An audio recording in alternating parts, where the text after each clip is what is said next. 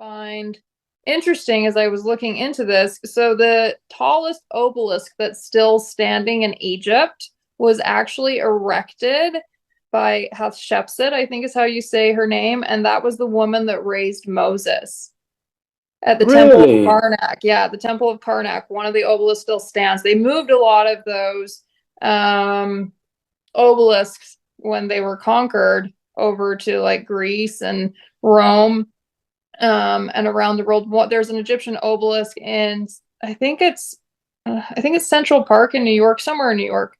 Um, but those things I find fascinating. And then it's also interesting too that Moses, because like the one of the biggest temples in the world is the Karnak temple in Egypt, and that's actually where Moses was raised. And Moses was raised as, the next up and coming Pharaoh, and he left it to be a Hebrew. Like he saw the false worship that was happening. Like this was his reality. He was living in it. And I find it interesting to think of, he was being offered so much, but he knew somewhere in there the difference between the true God and the other thing. And then also in the plagues, the 10 plagues, the magicians had power. They were able They to did. mimic some of God's plagues, and the thing is like I always kind of thought in like false worship, people are probably just worship like like I used to worship money and I used to worship things that were like hollow, but I wasn't like out worshiping like I wasn't worshiping money with like some kind of witchcraft, like I didn't necessarily think that like there's a difference between like worshiping a god, like a false god who is like Satan, right? Like you're worshiping Satan or a fallen angel that you believe can give you power, and you don't understand that Satan, it's vanity, because Satan is a creation of God. The angels were created by God. They are a creation of God. They have power. And if you go and you worship, like if an angel comes to you and tells you, believe me, a fallen angel, believe me, I can give you this, I can help you, give me your worship, increase my power, and then I can bestow the increased power you have back on you. But the lie is that a fallen angel or Satan, that whole realm, they're not God. They can't give you life.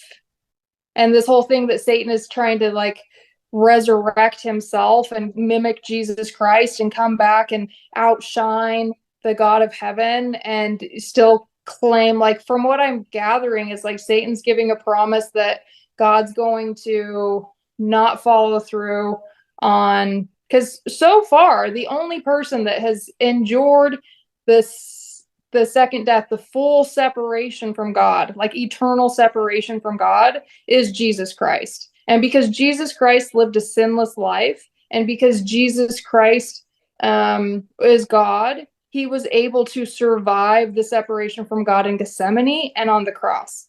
That is why Jesus Christ is the only one. He's the only begotten. He's the only one that could free us.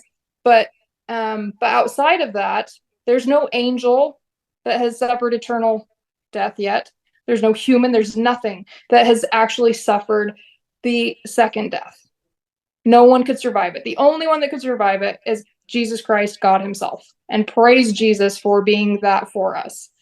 But Satan is giving this lie, ye shall not surely die, and then also worship me and give me God the power that rightfully belongs to God, and we can take out God.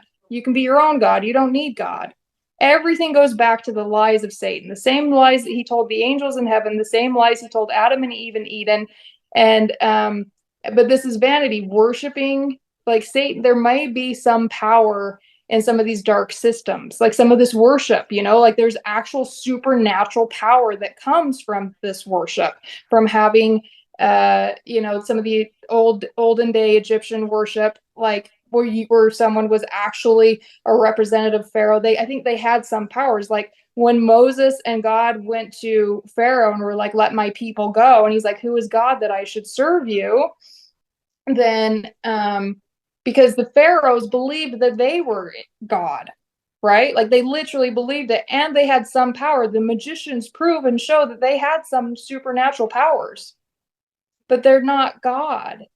And so same thing in this modern time. Like, you look at the powers around the world, you look at these things, and they do accumulate power, and part of that comes from selfishness, because they're willing to take and mass and hoard from others for selfish gain, which is not God's way.